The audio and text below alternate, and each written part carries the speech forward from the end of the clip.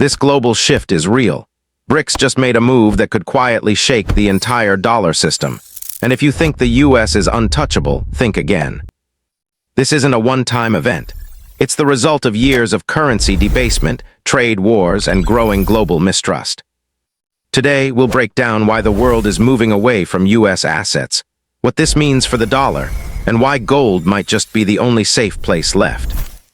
To understand what's happening, we need to look back. In 2008, the Federal Reserve printed trillions to save the housing market, a classic case of currency debasement. Fast forward to 2020, trillions more were printed during the lockdowns. The message was clear. Washington will always protect its own economy first, even if it hurts foreign holders of US debt. Countries like Denmark have quietly been reducing their US holdings for years. Europe, too, is starting to see the writing on the wall.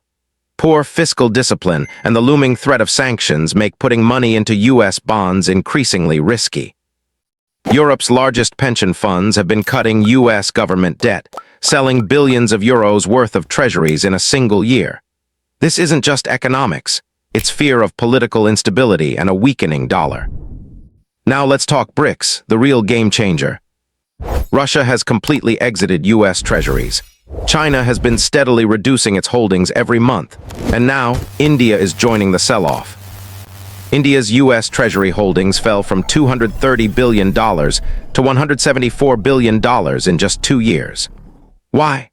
36% of India's oil comes from Russia, and in a world of sanctions and volatility, holding massive amounts of US bonds is extremely risky. While these countries are selling paper debt, they're stockpiling something else: gold. India, Russia, and China have been building their reserves for decades. Last year, India alone added $14 billion in gold reserves. Gold isn't just an investment anymore. It's insurance against a collapsing dollar system. Global gold reserves now stand around $5 trillion, surpassing US Treasury holdings for the first time in recent history. Central banks are shifting to gold because it can't be frozen by a foreign government or devalued by a printing press. Trade policy also plays a role. US tariffs and aggressive trade deals make even allies like South Korea feel exposed.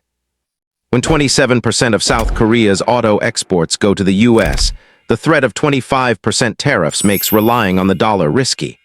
They risk losses both on currency conversion and trade barriers. That's why the Bank of Korea is now considering buying gold again as a hedge. The structural pressure on the US dollar is mounting. Since December 2025, we've seen a long-term decline begin. The dollar index fell 1.5% in just 1 month, the lowest since last year. Even if the stock market looks high, foreign investors are losing in real terms. The exodus from US treasuries is no longer fringe. It's a coordinated diversification by the world's largest economies. As 2026 unfolds, money is flowing toward tangible assets.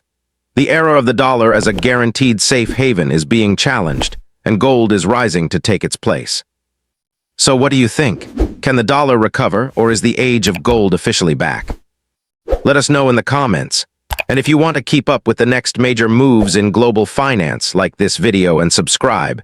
You won't want to miss what's coming next.